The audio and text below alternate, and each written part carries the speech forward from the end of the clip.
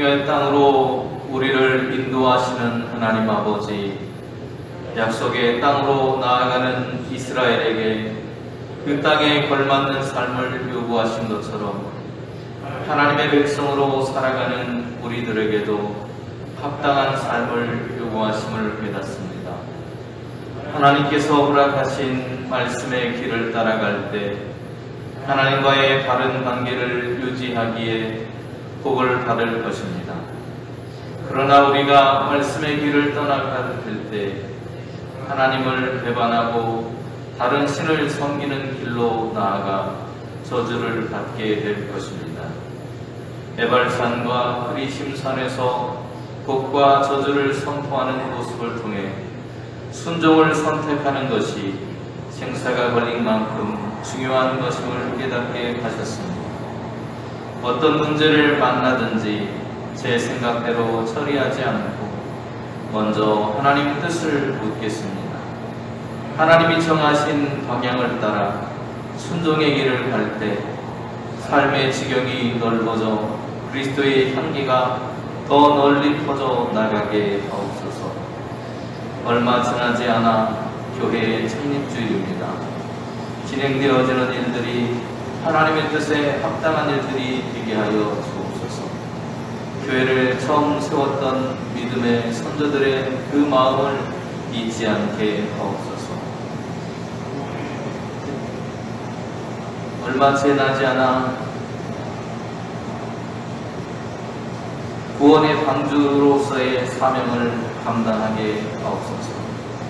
대통령 선거도 코앞으로 다가왔습니다. 국민을 긍휼히 여길 줄 아는 대통령, 군림하는 자가 아니라 겸손히 섬기는 대통령이 되게 하옵소서. 모두가 공생하는 길을 모색하며 신뢰를 줄 수 있는 대통령이 되게 하소서. 남과 북의 전쟁이 아닌 평화를 이끌어갈 수 있는 대통령이 선택될 수 있도록 인도하여 주옵소서. 예수님의 이름으로 기도드립니다. 아멘.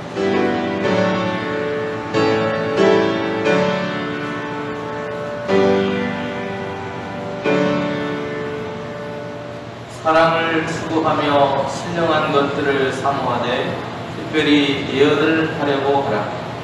방언을 말하는 자는 사람에게 하지 아니하고 하나님께 하나니 이는 알아듣는 자가 없고 영으로 비밀을 말함이라. 그러나 예언하는 자는 사람에게 말하여 덕을 세우며 권면하며 위로하는 것이요 방언을 말하는 자는 자기의 덕을 세우고 예언하는 자는 교회의 덕을 세우나니 나는 너희가 다 방언 말하기를 원하나 특별히 예언하기를 원하노라. 만일 방언을 말하는 자가 통역하여 교회의 덕을 세우지 아니하면 예언하는 자만 못하니라. 그런즉 형제들아, 내가 너희에게 나아가서 방언으로 말하고 계시나 지식이나 예언이나 가르치는 것으로 말하지 아니하면 너희에게 무엇이 유익하리요? 혹 필이나 검은고와 같이 생명 없는 것이 소리를 낼 때에 그 음의 분별을 나타내지 아니하면 피리 부는 것인지 검은고 타는 것인지 어찌 알게 되리요? 만일 나팔이 분명하지 못한 소리를 내면 누가 전투를 준비하리요? 이와 같이 너희도 혀로서 알아듣기 쉬운 말을 하지 아니하면 그 말하는 것을 어찌 알리요? 이는 허공에다 말하는 것이라. 이같이 세상에 소리의 종류가 많으나 뜻없는 소리는 없나니 그러므로 내가 그 소리의 뜻을 알지 못하면 내가 말하는 자에게 외국인이 되고 말하는 자도 내게 외국인이 되리니 그러므로 너희도 영적인 것을 사모하는 자인즉 교회의 덕을 세우기 위하여 그것이 풍성하기를 구하라. 아멘.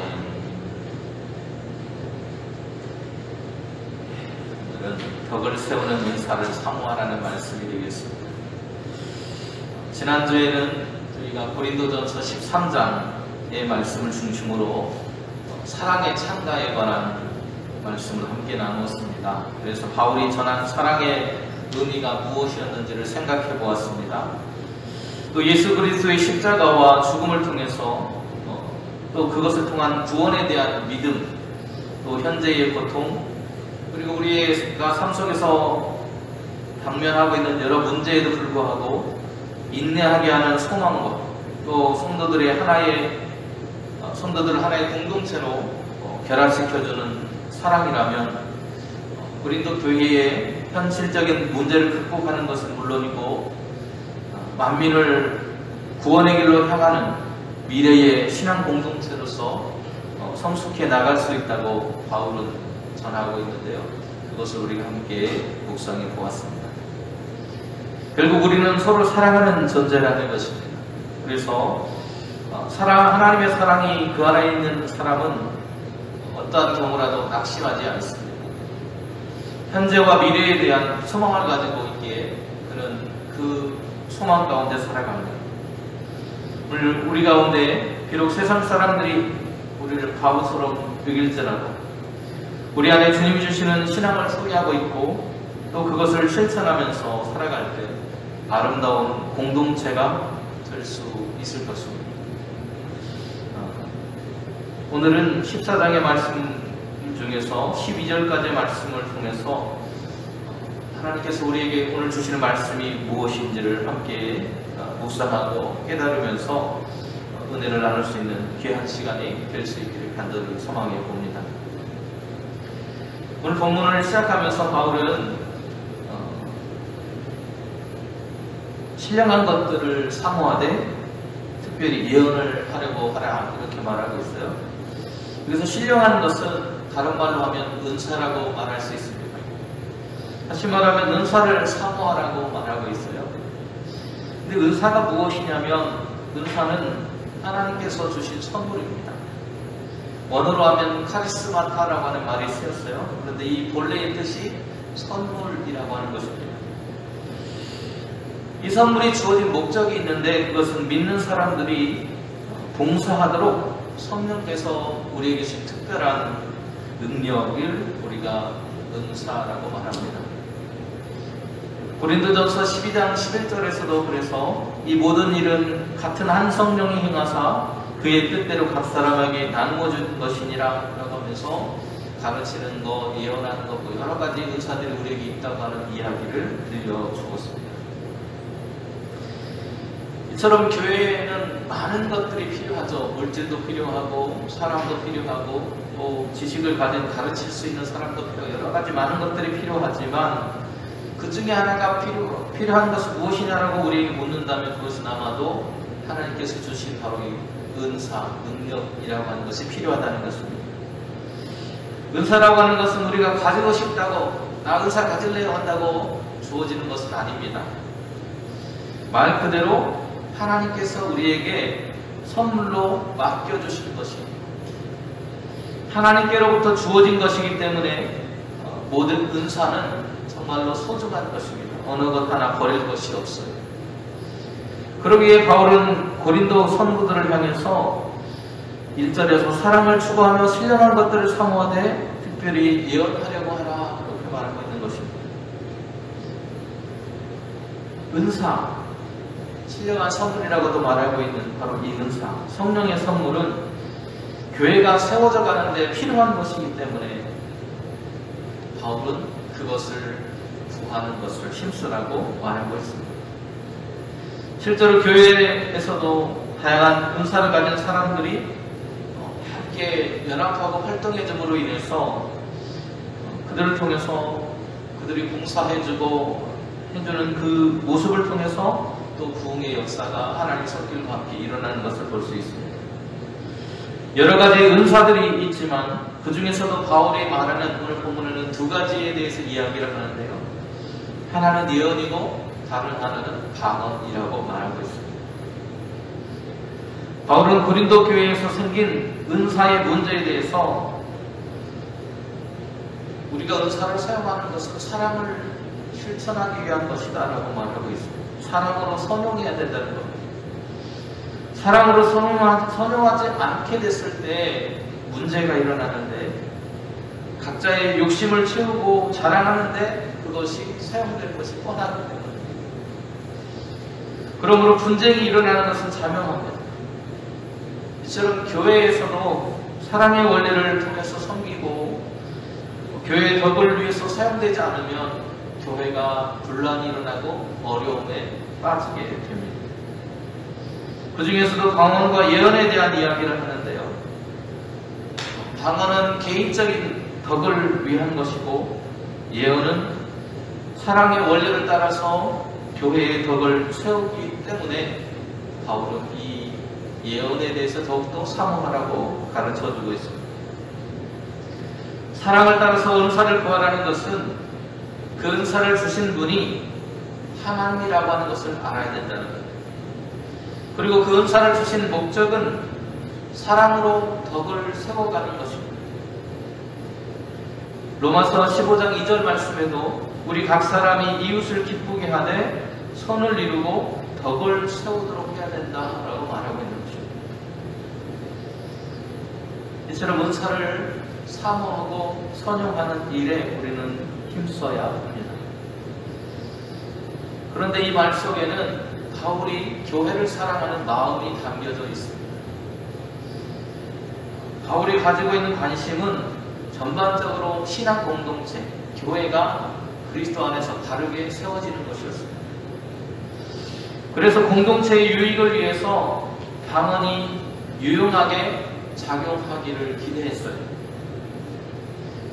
바울이 강조하는 것은 예언이 방언보다 우위에 있는 가치를 가지고 있는 것이라고 말하는 것이 아닙니다. 그래서 어떤 것을 특별히 중요시해서 그것을 추종하고 선택하려고 강요하는 것도 아닙니다.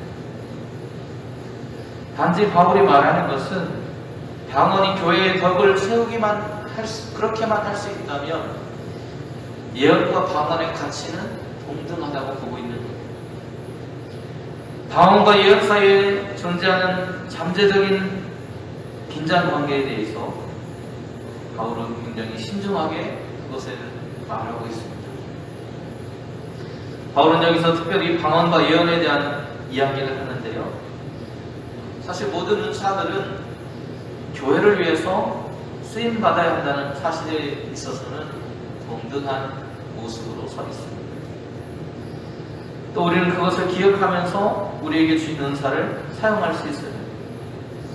우리에게 주신 것이 재능이건 또 우리에게 주어졌던 환경이건 또 그것이 재물이 되었건 또 사람의 인맥을 내가 잘 활용할 수 있는 사람이건 또 내가 가진 어떤 직분을 가지고 있건 우리가 가지고 있는 모든 것들이 하나님의 교회를 세우는데 사용되어져야 된다는 것입니다.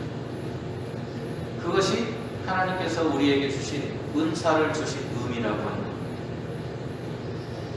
그런데 오늘 본문에서는 바울이 그 중에서도 예언하라고 권면하고 있어요. 예언의 목적은요, 죄 있는 사람에게 권면합니다. 그래서 회개하게 하고 어려움을 당하는 사람에게는 위로를 주는 것이 바로 예언입니다. 예언은 성도들의 신앙생활을 바르게 이끌어줍니다. 방언은 영어로 비밀을 말하는 것이라고 바울은 오늘 가르쳐주고 있습니다. 그래서 사람들이 알아듣지 못한다는 것입니다. 그러나 예언은 사람들이 알아듣게 말해서 유익을 준다고 바울이 말합니다. 예언의 의미를 미래에 관해서 알려주는 것이라고 우리가 오인해서는 안 됩니다. 예언이라고 하는 그 본래의 의미는 하나님께서 맡기신 것이라는 뜻입니다. 그런데 사람들이 미래에 대해서 뭔가를 이야기하는 것이라고 오해하고 있다는 겁니다. 예언은 하나님의 말씀을 받아 전하는 것입니다. 우리가 예언자라고 말하잖아요. 그때 그 예언이라고 하는 것이 하나님께서 말씀을 맡은 사람이라는 뜻입니다. 다시 말하면 우리에게 예언이라고 했을 때 그 예언은 뭐냐? 제가 지금 하고 있는 것처럼 설교를 말하는 겁니다. 설교가 예언의 대표적인 예입니다. 그 안에는 하나님의 징계가 들어있고 하나님이 백성들을 향한 경고가 들어있고 그래서 때로는 그 말씀이 사람들에게 권면이 되어서 사랑하는 자녀들을 향해서 하나님의 뜻이 무엇이고 또 그 말씀을 통해서 우리가 평안과 소망을 얻을 수 있도록 해주는 것, 그것이 예언이에요. 그래서 예레미야 선지자도 29장 11절에서 이렇게 말합니다. 여호와의 말씀이니라. 너희를 향한 나의 생각을 내가 안하니 평안이요 재앙이 아니니라. 너희에게 미래와 희망을 주는 것이니라. 이렇게 말하고 있습니다. 다시 말하면 하나님이 우리에게 주신 예언, 설교의 말씀은 성도들에게 미래와 희망에 대해서 이야기해 주는 것이라는 거예요. 성도는 은사를 구하되 하나님의 뜻과 사랑을 전할 수 있는 은사를 더욱더 구하라고 말합니다. 우리가 은사를 사용하는 원리는 정해져 있어요. 그것은 바로 하나님의 교회가 덕을 세우고 사랑을 실천하도록 하는 것입니다. 그것이 우리에게 주신 은사의 모습이에요. 그런데 사람들이 자칫 잘못 그 은사를 사용하게 되면 앞에서 말씀드린 것처럼 분란이 일어납니다. 사람들에게 상처를 주게 돼요. 너는 방언도 못하냐? 너는 뭐 예언도 못하냐? 너는 뭘 못하냐? 막 하면서 자기가 할 수 있다고 다른 사람들을 비난하기까지 하기도 합니다. 그런데 오늘 예레미야서는 이렇게 우리에게 말합니다. 여호와의 말씀이라 보라 거짓 꿈을 예언하여 이루며 거짓과 헛된 자만으로 내 백성을 미혹하게 하는 자를 내가 치리라. 내가 그들을 보내지 아니하였으며 명령하지 아니하였나니 그들은 이 백성에게 아무 유익이 없느니라. 여호와의 말씀. 다시 말하면 진짜 예언이라면 백성들에게 소망을 주고 희망을 주어서 그들이 위로받고 다시 그 말씀으로 일어설 수 있도록 해주는 것, 그것이 진정한 예언이라고 말하고 있는 것입니다. 서두에서 말하고 있는 것처럼 바울은 은사의 활용을 덕을 세우기 위한 것이라고 밝혀주고 있습니다. 은사를 받은 사람들은 하나님의 은사를 주신 목적을 따라서 잘 활용해야만 합니다. 그런데 고린도 교회는 자신의 욕심을 따라서 이 은사를 사용하는 사람들이 있었다는 것입니다. 그래서 문제가 발생했어요. 우리가 평가받는 것은요, 우리의 은사가 얼마나 큰 것이냐가 아니라 그 은사를 얼마나 사랑을 통하여서 사용하고 교회의 덕을 그 은사를 통해서 세웠느냐가 중요하다는 것을 말합니다. 상대가 느낄 수 없는 사랑은 관계가 변화될 수 없습니다. 상대가 알아들 수 없는 말은 깨달음을 주지 못합니다. 바울은 영적인 은사를 풍성하게 했던 고린도 성도들을 향해서 너희가 방언 말하기를 원하나? 다시 말하면 방언의 가치를 인정해주고 있는, 방언을 무시하는 것이 아닙니다. 방언도 우리의 신앙이 성장하고 하나님을 만나는데 굉장히 중요한 것이라고 말해주고 있습니다. 그럼에도 바울이 예언에 대해서 더욱더 강조했던 것은 알아듣지 못하는 것을 아무리 이야기해줘도 오늘 12절에서 말했던 것처럼 10절에서부터 말하고 있는 것처럼 뜻을 알 수 없는 아무리 그런 소리들이 우리에게 울려진다고 해도 그냥 윙윙거리는 소리와 다르지 않다고 말하고 있습니다. 악기도 분명한 소리를 내지 않으면 소리를 인식할 수 없습니다. 마찬가지로 통역되지 않은 방언을 가지고 우리에게 말하는 것은 의미가 없는 소리가 맹맹거리는 것 같습니다. 만약 우리 앞에 러시아 사람이나 이런 사람들이 와가지고 자기들의 말로 무엇인가 의사를 표현하면 어떻습니까? 우리가 알아들을 수 없죠. 알아들을 수 없기 때문에 그 사람을 도와준다거나 그 사람이 나를 위로해준다고 하는 것조차도 알아들을 수 없기 때문에 그것이 내게 유익이 될 수 없다고 말하고 있습니다. 성도로서 은사를 사용하기 위해 앞서서 무엇보다도 우리가 주의해야 할 것은 오늘 이 은사를 사용하는 것이 과연 교회의 덕이 될 수 있는가를 살펴야 한다는 것입니다. 교회의 덕을 세우기 위해서 구하는 은사를 하나님은 기뻐하시고 기꺼이 허락하신다는 것입니다. 오늘 우리가 사랑 속에서 교회 덕을 세우는 일에 여러분의 은사를 사용하면서 그것으로 인해서 하나님의 교회가 성장하고 또 하나님의 교회가 사람들을 위로하는 아름다운 공동체가 될 수 있기를 주님의 이름으로 축원드립니다. 기도하시겠습니다. 은혜로우신 주님, 어렵고 힘든 시절을 살아가고 있습니다. 이 시절을 살아갈 때에 꼭 누군가에게 내가 사용하는 은사를 통해서 상처 입히거나 그들이 아픔을 겪지 않게 하나님이 인도하여 주시옵소서. 하나님께서 우리에게 은사를 허락하신 것은 교회의 덕을 세우고 그 은사를 통해서 사랑하는 공동체로 거듭나게 하시기 위한 것임을 다시 한번 깨닫습니다. 주님, 사랑하는 공동체로 또 서로가 서로에게 위로와 격려와 소망을 주는 그런 은사로 충만한 교회가 될 수 있도록 하나님 은혜를 베풀어 주시옵소서. 예수님의 이름으로 기도드립니다. 아멘.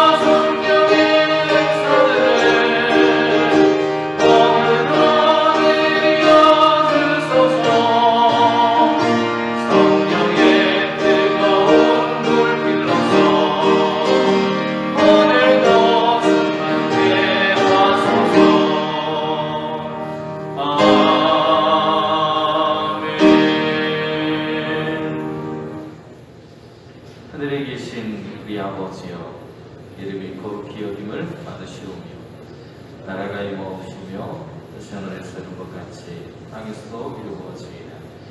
오늘날 우리에게 일용할 양식을 주시옵고 우리가 우리에게 죄 지은 자를 사하여 준 것 같이 우리 죄를 사하여 주시옵고 우리를 시험에 들게 하지 마시옵고 다만 악에서 구하시옵소서.